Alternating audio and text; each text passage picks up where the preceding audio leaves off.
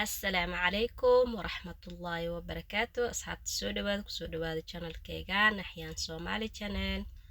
كدا كعسب تاي سبسكرايب سارو بيلكن كديغو سياد نقطي داودا ugu horeys sidoo kale video ishare garee eelka asxaabtaada la wadaag mahadsanid soo dhawaada maanta waxaa idin wada cashadan meesha ka aragtaan sida u sameeyay iyo waxyaabay aan ka sameeyay ilaa arka insha Allah soo dhawaada dhamaantiin ugu horeen meesha waxaa noogu diyaarsan chicken waxa cashada ka sameyn lahayn noogu diyaarsan chicken meesha igu diyaarsan waxaa rabaa in aan soo diyaariyo waa soo dhaqay si fiican u soo dhaqay kadib hadda waxaa sameynayaa waa jarjaraya waa diyaarinaya yacni wuu jarjaran yahay lagu waayo sidiisa lagu karinaya laakiin waxaa ka fiiqaya kaas maqaarka kadibna waxaa sameynayaa waa dildilaacinaya waa jeexjeexaya sasa usoo jeexjeexaya si spiceska hadhow oo gudaha si fiican ugu galo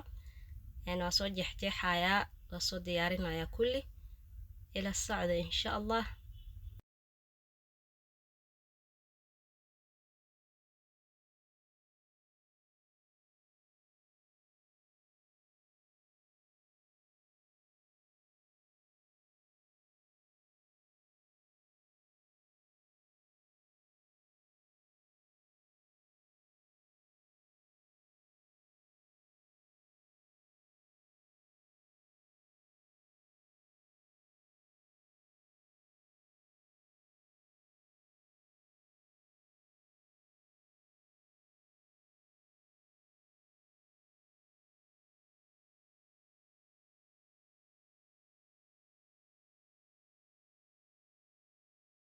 waakana hadda waa soo jeexjeexay ama waa soo dildilaaciyay hadda spiceska ku daraya ugu horeen cusbaa ku daray saa ujeedaa sidoo kale maraq digaaga oo budada ahaa ku daraya wax yar kusoo daray cusbadana wax yar ku daray sidoo kale waxaa kusoo darsanayaa maxaa la dhahaa haruuda ku daray black pepper ku daray filfil waaye chicken masala ku daraya spiceskiis intaan bis waaye intaan kaliya ku daraya toon guruma oolin waaye marka toon la-aan iska karinaya inkastoo chickenka toon in lagu daro ay fiican tahay haddana hameen waaye toonna guriga ma taalo maalin hore markaas soo adeegayo waa soo ilaaway toonta hadda waxaa kusoo daray wax yar saliid oo meel dheer furkas oo caagi yarkaad haafkiisa kusoo daray saliid yar marka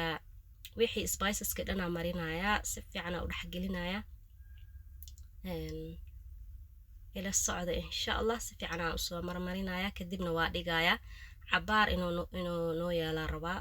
wax yar inkastoo hadda maqrib ay tahay hameen ay tahay maqribkii hadda dukanay cashada hadda rabaa inaan sameeyo waa daboolaya noo yaala cabaar noo yaalay chickenka hadda ovenka shidaaya saa ujeedaan 40 minutes u geeyay intana 300 u geeyay 300 degree u geeyay kuleelka kor iyo hoos uga shiday 40 daqiiqo ka badan ma karaayo chickenka ma fahamtay ugu badnaan 40 daqiiqo ku jiraya ovenka marka hada saxanka soo saaraya kadibna ovenka gelinaya ovenka hanoo sii kululaado foornada hanoo sii kululaato markay kululaato ee gaduudata gelinaya hadda waa kaasaa waxaa aadaynaa ovenka gelinaya ila socda insha Allah waa kan hadda ovenka soo kululaado ujeedaan waa geliyay 40 minutes kadib waa kusoo laabanayna insha Allah kadib waxaa rabaa in aan sameeyo suugo dalac bilaash ah meeshaan yaanyo iyo basal iyo barbarooniya kusoo jarjartay barbarooni 3 nooc ah iyo basal iyo yaanyo kusoo jarjartay dalac bilaash rabaa inaan kariyo basta ku cunaynaa ma fahanteen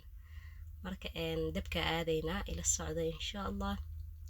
bismillah dabka saliid waxaa soo saartay digsi wax yar saliida kusoo shubo saliida iga fakatay waxaan dhaga ka yareynayaa waa kasoo yareeyo ujeedaan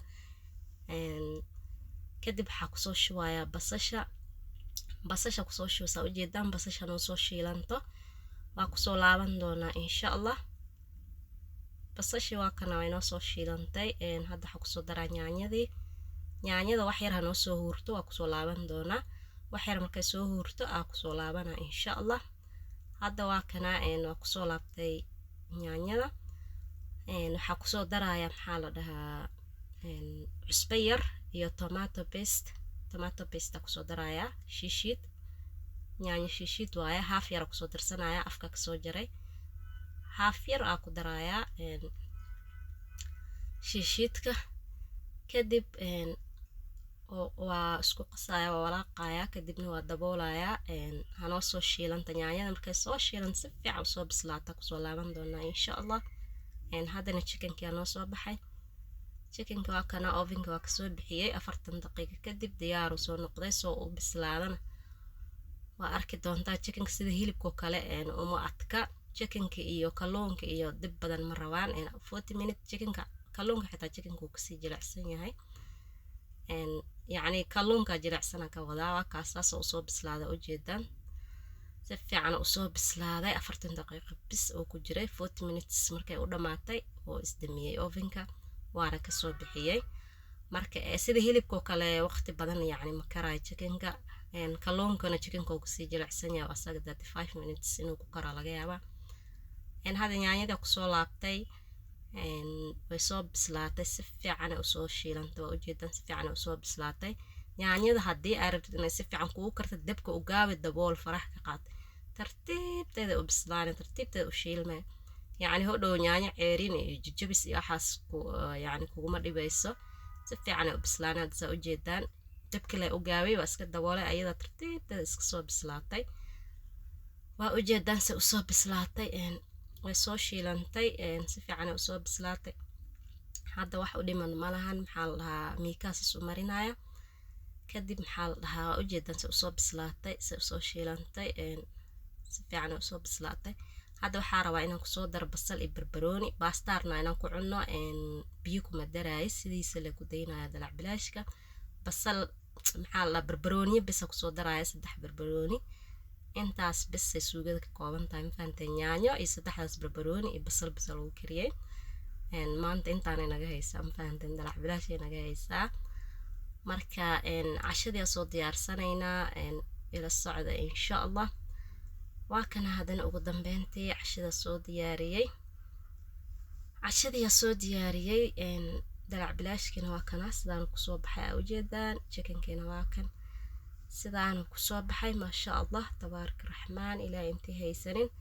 arzaq xalaal ah ku irsaaqo anagana ilaahay kuwa nimcada rabbigooda ku shukriyo weyneeyo ilaahay hanaga dhigo marka maxaa la dhahaa cashada waa kaas soo diyaariyay video waa gabagabo like taa laga ilaawin video like iyo share loo sameeyo insha Allah